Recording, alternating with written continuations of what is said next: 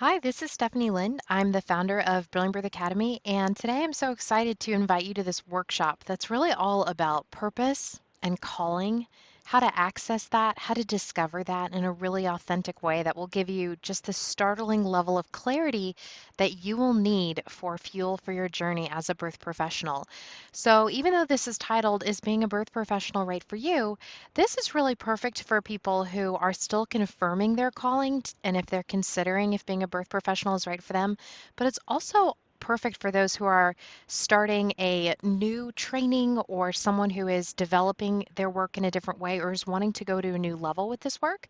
Because really, we're going to be talking about having your calling be such an authentic and practical source of power for your journey so that you don't have to use willpower, which is so easily depleted, and you don't have to use force against yourself in order to do what you really want to do, but to live a life where you more joyfully and naturally and easily create the work that matters most to you.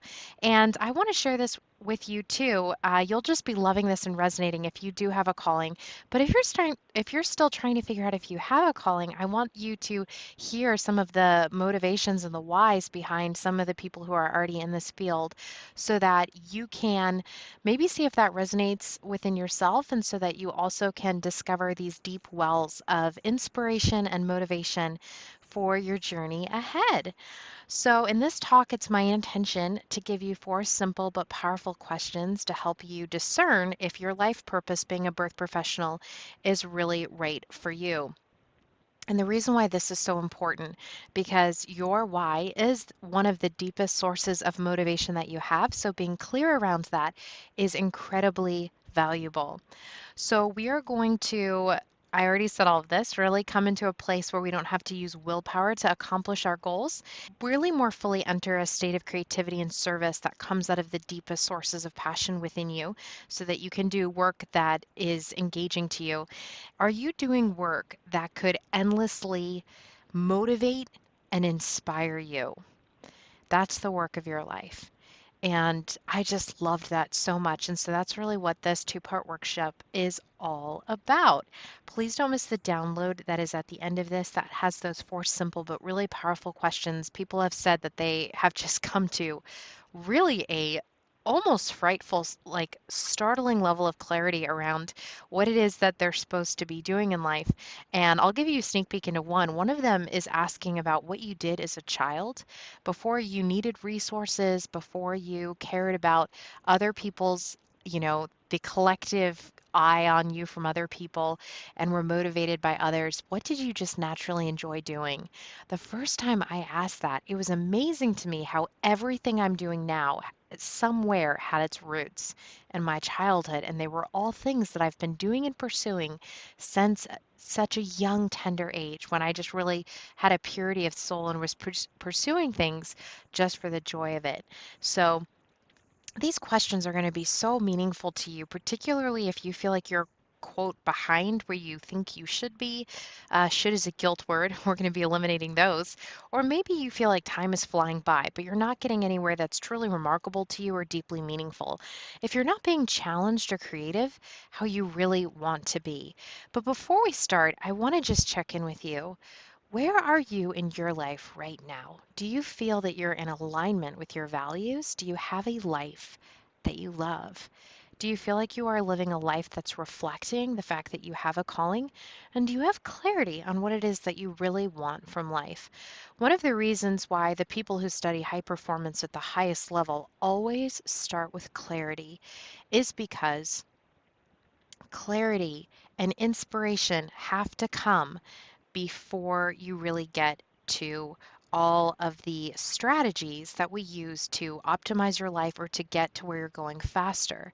And that makes sense because, all of the wisdom principles that we cover in our academy on lifestyle design are going to be ineffective at best if you're not clear on where it is that you're going.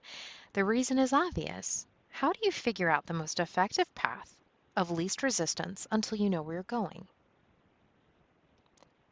If I give you the most accurate GPS in the world and you don't have any coordinates to plug into it, then how can it inform you in any meaningful way? So that's how a lot of people really come to I realized a lot of people were coming into this material and they were really inspired, but there was a piece missing. And so the piece that's missing is this piece, which is outside of the academy now, and one of the first pieces that you're going to encounter as you come in.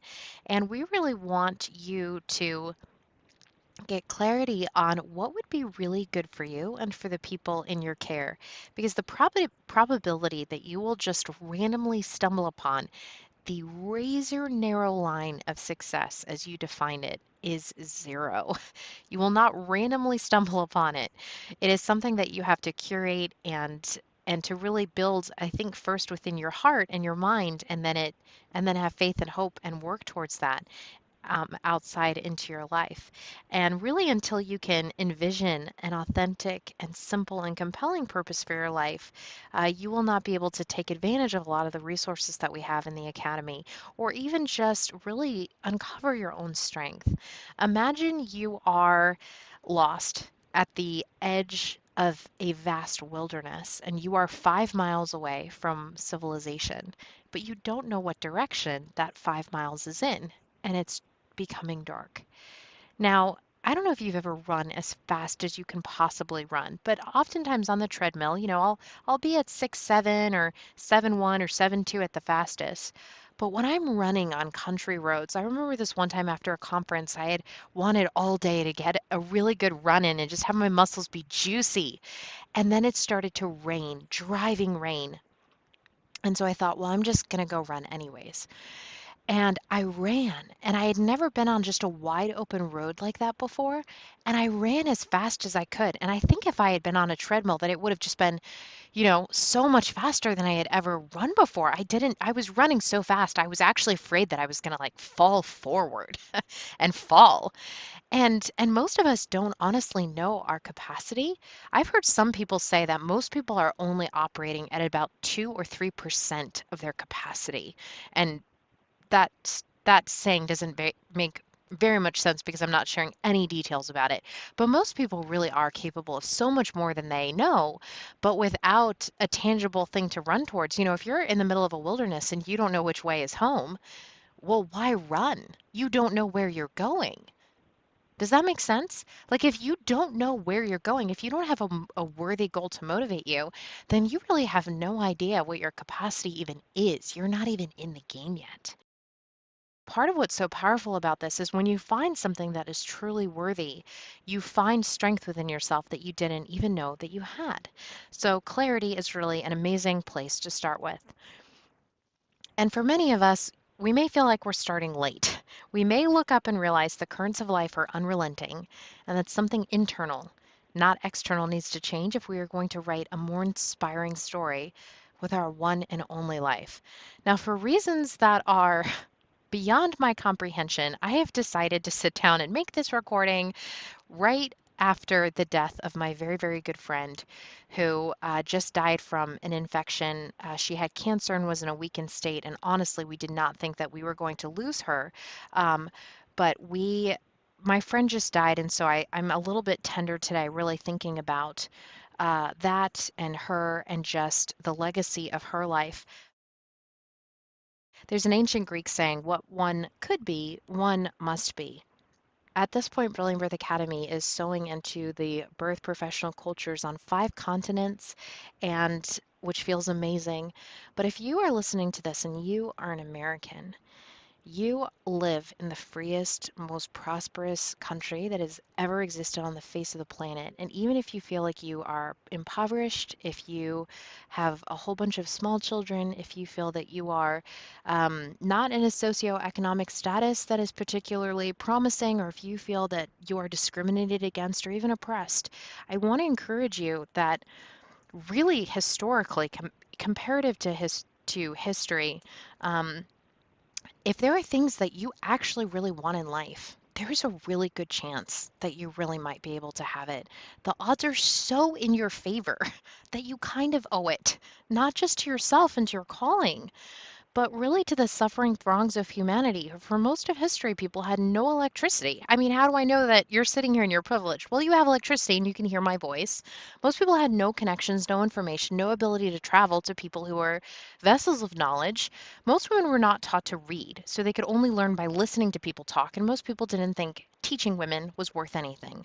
There were no medications when you got sick, even with easily preventable diseases. Most people died at the age of 40 or younger. I don't know how old you are listening to this, but I'm 32, and that's coming up really quick. So if you are listening to this and you have electricity, I'm not saying that in any way to minimize the challenges or limitations in your life, but simply to say that we really do, comparatively to so many people who had dreams and callings, have so much. And I think that we should steward those well and just be thankful for what we do have. Yeah, just to be thankful for what we do have. So Simon Sinek has this amazing talk on TED, which you can go and look up. Start with Why. We have a whole training about this coming up inside of the Academy.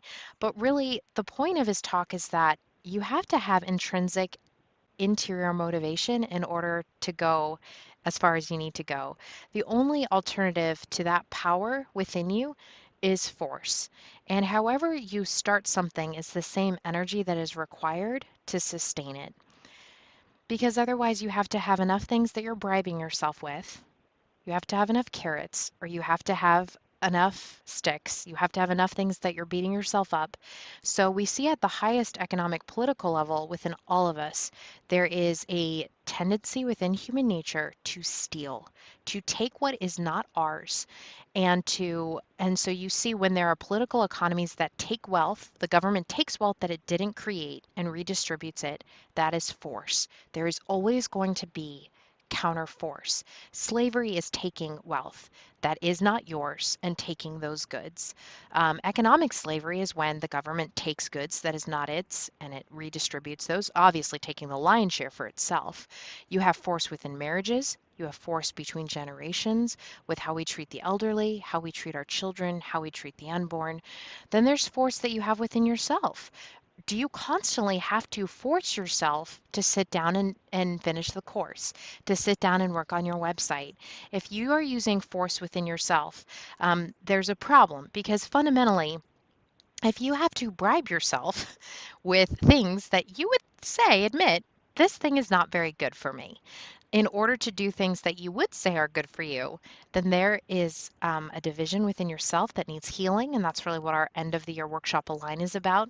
It's about not being at war between your body and your subconscious, but to really be motivated by the truth of the body and the love of life and the truth of your history, because your body wants to get into motion and get into play, all the things that you've been through. And really, even at a genetic level, you have genetics from 3 and 4 generations back. That's getting a little bit into epigenetics, but we have an incredible momentum in our bodies of energy.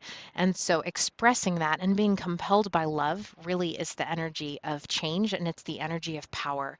And I believe that love never fails. So whatever you create in love literally proliferates and it grows. So if you feel that you're forcing yourself, you certainly, if you're not even able to motivate yourself, you certainly won't be able to motivate other people.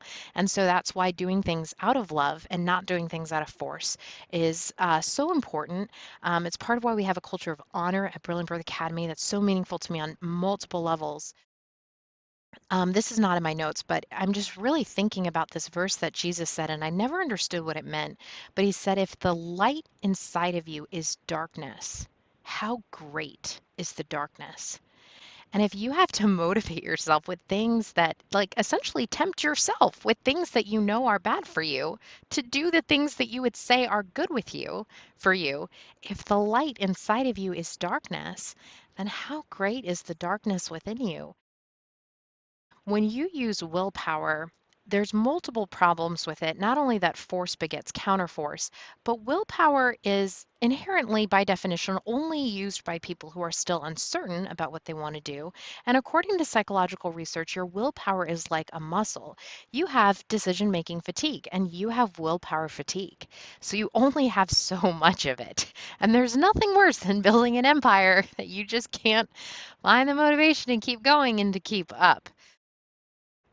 Really, my mentor Ben Hardy has a book called Willpower Does Not Work, and I would highly encourage you to read that book if you are a person who has any trace of force at any level in your life, to really learn how to move with power and with more compassion. It's an amazing resource. So let's look at some incredible motivations that come from love and that come from power and that are sustainable and gentle, that you can do to more joyfully and easily produce work that's naturally meaningful to you. So many people become birth professionals because of passion, and passion is from the root word pathos, or to suffer. We usually develop out of these deeply formative personal experiences that we've had with our own birth. And for example, many people go into postpartum work or into placental encapsulation, and they share with me that when they were in postpartum, they lost their sense of enjoyment in life. They suffered. They lost their desire and ability to connect with others. Some of them lost marriages. Some of them lost their health or sense of vitality. Many of them talked about losing their figures. Many of them lost long periods of time wandering around in this unrelenting mental fog. And so they want to do what they can to really support other women and to protect them and to prevent the suffering that they have suffered. So this is an incredible motivation that comes out of, it's a somatic based passion. So it's coming from the experience, the felt experiences of the body. It's very authentic, it's very visceral, and it is something where many people who have this, they will have the color red in their logo. And they have an incredible amount of passion, and they almost have like a fiery passion around this. And one thing that I would encourage you is, it's human nature to want to bring our best gifts to the world. And so, whether birth was a peak life experience to you and you're passionate because you are passionate about the good and you want this to be a peak life experience where women are experiencing some of the most connection, euphoric experiences of their life, or whether you're wanting to protect them from the suffering that you've had, many students come to Brilliant Birth Academy as an extension of their own passionate personal journey. Because this is so common, we have a lot of things that we talk about how to purify that, how to heal if there is healing, if there's negative energy that is still in the body, how to move in forgiveness and to release that, and how to give as a part of your ongoing healing journey, so that when you serve your clients, it really can be you bringing forth gold and you're deeply serving them, and it's not clouded in any way. By things that aren't relevant to them, but that there really is a pure exchange that's good for both parties, and you're able to heal in the way that you need to. And this is wonderful for people because we all long to have a work that flows from who we are, what we care about in the world, that adds to that sense of calling. And really, we're doing the work because it's within us somatically to do the work. This is a work that marries our purpose and our identity, and it builds upon both.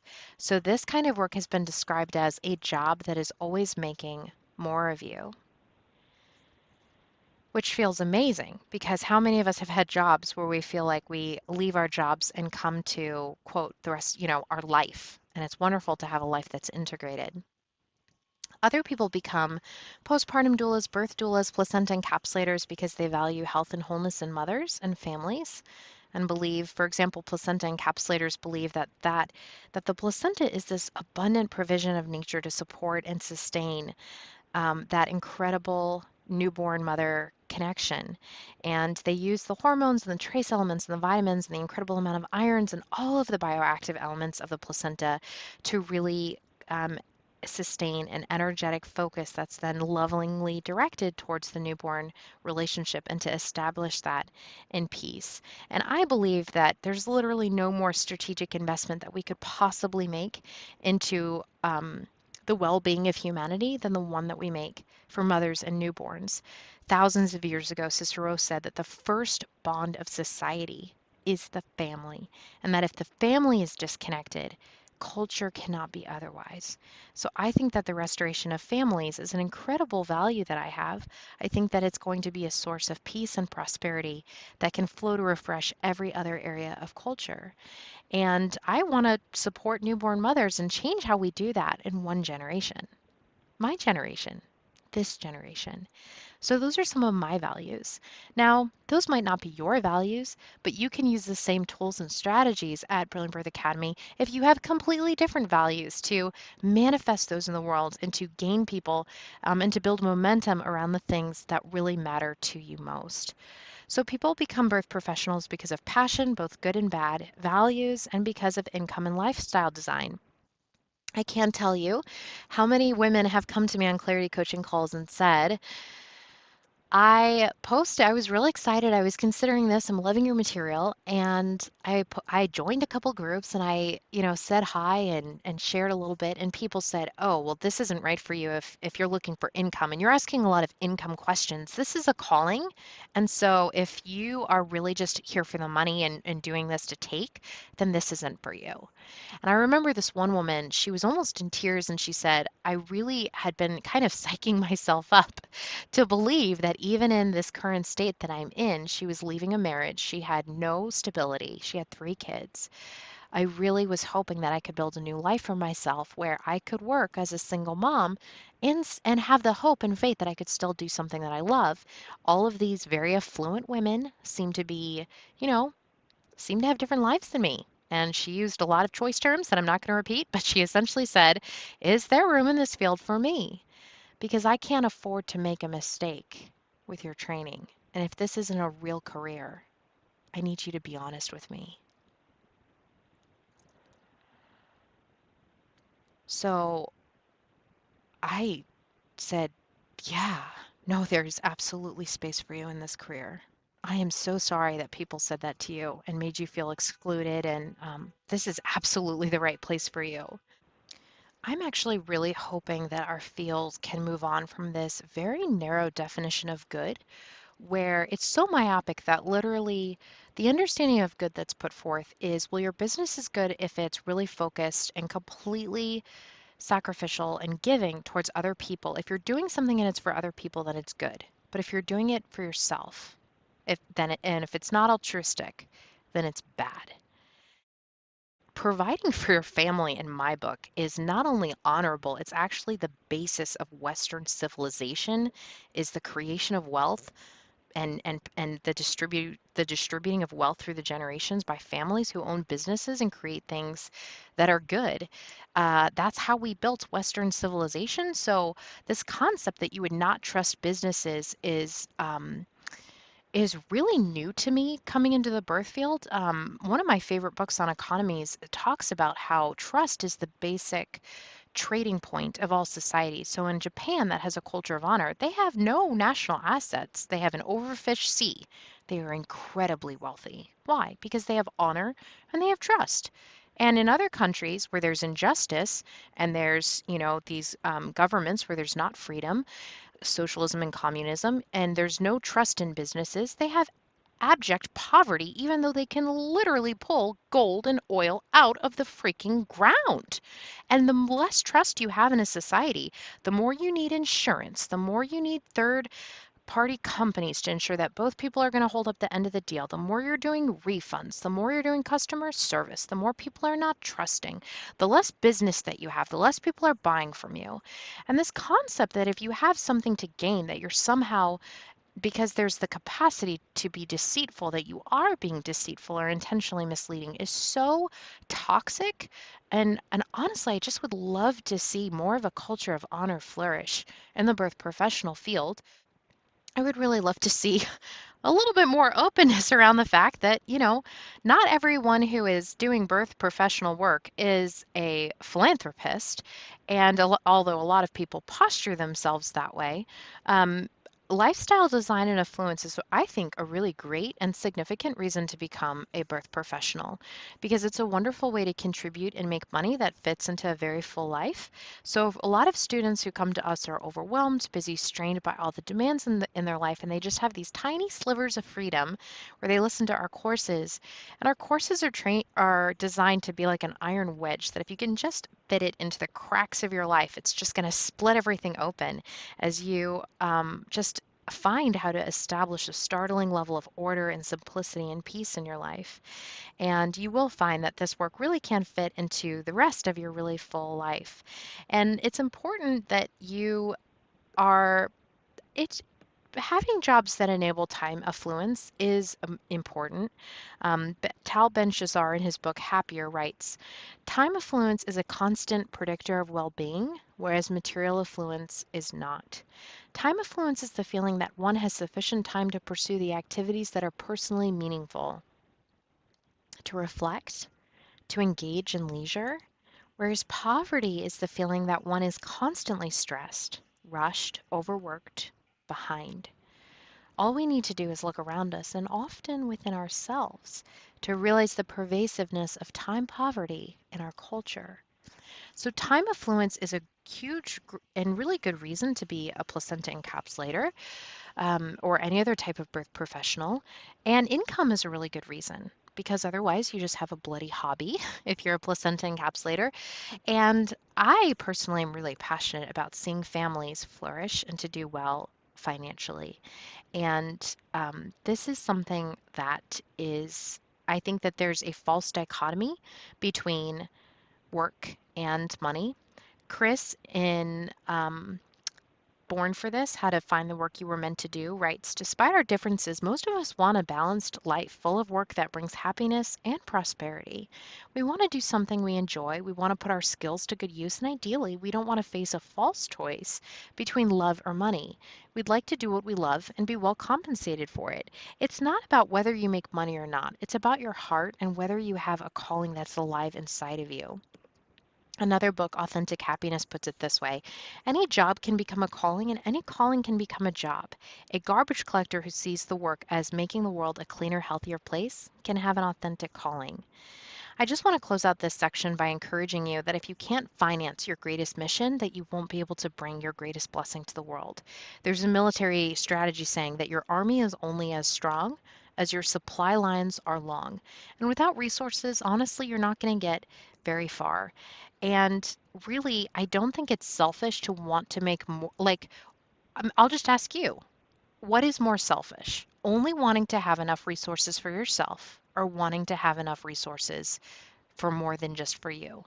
The word hero is from the word someone who has strength for two.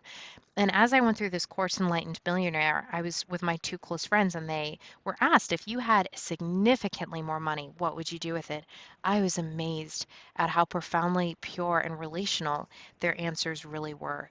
So if you have a calling to serve at some time in birth, um, that is something that is so wonderful to be involved in that critical time, and it's a time that literally affects a person so deeply subconsciously for the rest of their life that it's really beautiful to do that. And a lot of people who, let's see, I think yep, down here I have calling. So you may feel that you have an authentic calling. Many people really have felt this. I remember for me, I knew that I had calling to be in birth probably before the age I couldn't read, so it was probably 5 or 6. And I, as you may have guessed at this point, I usually try and mask it a little bit better, but I am a political economist by training. And but I just was called. I just had this calling I couldn't deny around birth. And it's something that we feel intrinsically, ontologically, we feel it somatically in our body. And I think that our calling is something not that I conjured or created. I think it was something I was given. I think it's something that I was given, and I think it's something that I agreed to. And why is that a meaningful distinction? Well, because if your purpose isn't given to you, then you're in control of it and people owe you for the privilege of benefiting from your gifts. But if you've received your identity, if you've received your calling and your quest in life, then you don't feel entitled and you actually have an incredible amount of joy because you love what you're passionate about and the whole world is a gift. And you really have a posture of gratitude and generosity.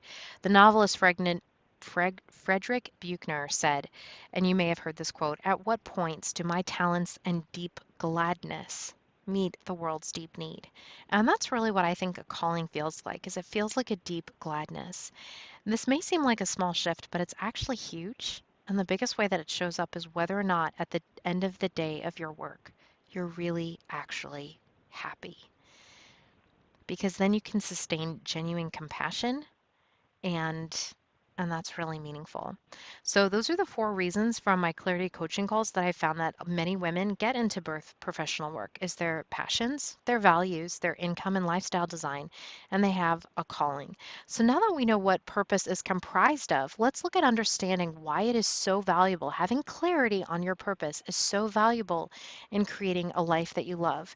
We, in the next part of this workshop, are going to be talking about why your purpose, these things, your realistic income and lifestyle design needs, again, we were talking about time affluence, your calling, your values and passions, how having clarity around all of that practically materializes in your life in a way that you align your life with your core beliefs, values, passions, and needs, and how you can start having more work that you make joyfully and easily and without force, but you're really being compelled by the power of love to create something that is sustainable and that can grow beyond you to involve other people and to create really a movement. And in some ways, the birth professional field is very isolated from the rest of culture. We have our own culture and we love our culture and we give each other placenta and vagina things for Christmas and it's amazing. I'm so totally about it.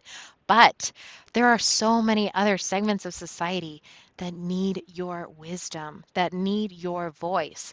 And so constantly I'm trying to get birth professionals to poke their head up and say, "Hey, actually there's these all these other fields that need your voice." And really what we want to create is a movement within culture that extends to the postpartum period in this generation. So you can see with the birth professionals, with their marketing, with them just telling people, "I'm a doula, what's that?" and them sharing. They shifted. Really, at this point, I think it's safe to say we've taken the hill. They have shifted how we think about birth in one generation worldwide. We now have the awareness that women don't just have physical needs in birth. We were literally tying women down, drugging them, and not allowing, fathers into delivery rooms in Western culture just a few generations ago. And really, we have shifted to understand that a woman has medical needs, she has physical needs, she has spiritual needs, she has emotional needs, she has sexual needs, she has relational needs. So many more needs than that in birth. And really, the next frontier that we need to create a movement around and continue that movement with birth is postpartum. So, in the next course, we're going to be talking about that. Thank you so much for joining me.